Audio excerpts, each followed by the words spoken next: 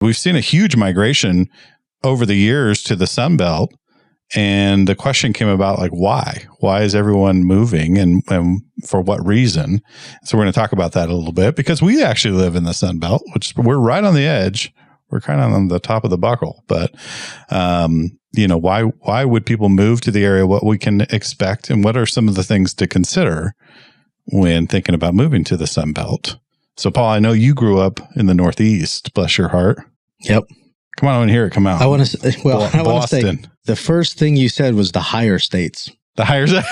So I don't know what you mean by that. Well, I grew up in Seattle, states, so the higher, there is the higher states in Seattle. Well, I grew up in Boston, and they were one of the first ones to say, "Yeah, we like the pot." Yeah.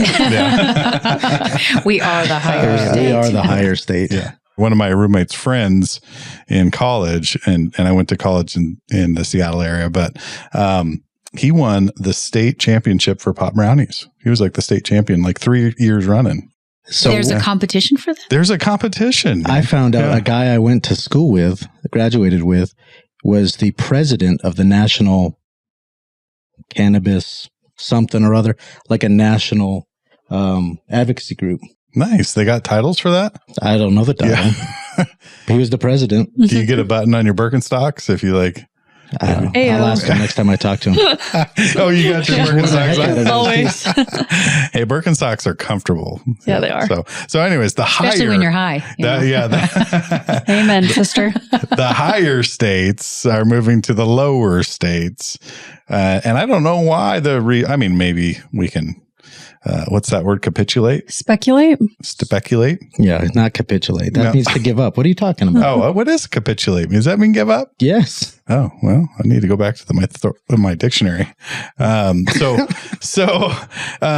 let's talk about some of the reasons, because we have about 350 million Americans, and some of the estimates show that 50% of Americans live actually in the Sunbelt, and there was a big migration over the last 5 years, certainly, but within the last 20 to 30 years, and they're estimating that up to 55% of the population will live in the Sunbelt over the next probably 10, 15 years. That's another 17 million people move into the area. Ben just stole my stats. So now I have nothing to talk about. Well, would you like to leave now? Yeah. He's already really I'll good. just if you think about it, geographically, 50% should live. No, it's less. Yeah. It's like smaller than, because it's not the bottom half. It's like the bottom third. Yeah, it's really at the bottom third. Yeah.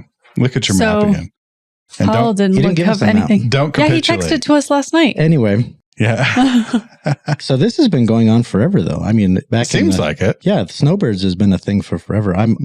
Most of the people my grandparents' age and a little bit older always had a house in Florida or a cabin in Maine. So, and then they used to like camping too. So get their RVs and camp during the summer. I do think that's the big push. Like realistically, a lot of them are going to like the Phoenix area or Florida. Mm-hmm. Lots of retirees, like 65% of retirees live in the Sunbelt. So that does make sense. The lower altitude, the warmer weather, golf, swimming, it does make sense. But also now with more remote jobs, it also makes sense that people are moving to a more affordable area because most of the Sunbelt is more affordable and sunnier, more outdoorsy typically. Less populated, less traffic. Yeah, and there's an argument too. Snow. Yeah, about lower taxes too, because some of those lower states tend to be conservative states, and conservative states tend to have lower taxes. But you do have California in there, which is a very left-leaning state, obviously, and Southern California is part of the Sunbelt. So you do see it, and like you were saying, when I was up in Seattle, the Snowbird was the thing. Like if you could own two homes, one up there in the summer and one down south in the winter, that was like you were living the high life there. So, but you saw that too on the East Coast. That was like, yeah. And everybody was in Florida. I don't think there's anybody out. Yeah. It just came out. Did you hear that? I don't think there's anybody out that didn't have something in Florida. Yeah. How do you say it? Say Florida. No, it wasn't Florida that came out. Florida. Never mind. That's the Boston accent. Moving on. Yeah. Do you think, Shannon, it's retarees that are, because we got the I think historically it's been retirees, but I don't think that's the case anymore. I think, like Aspen said, with a lot of people being able to, especially with COVID, when people could work remotely, when they were sending people home, you could live anywhere you wanted to. So why not live in a place that's more affordable? Yeah. The weather's a little bit nicer. Maybe your taxes are a little bit lower. Places like that would be very appealing to a lot of people in some harder areas. But they're in those areas because of work. Yeah. If you can have a high paying tech job that you can do remotely, that you can do someplace that doesn't have to have a brick and mortar building for it, then you got the best of both worlds. Yeah. I saw a clip of a comedian, so this is not mine, but he says this comedian was saying, and it's very, very true.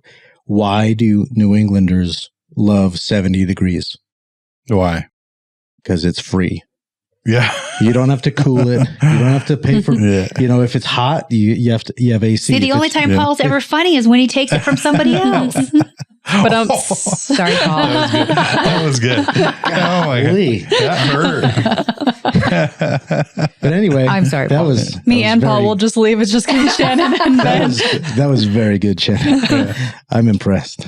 Yeah. Anyway, sorry. But on the snow side of things, we have to pay for plows. We have to pay for salt. We have to pay so many things to heat the house, to do all those things that come with colder weather.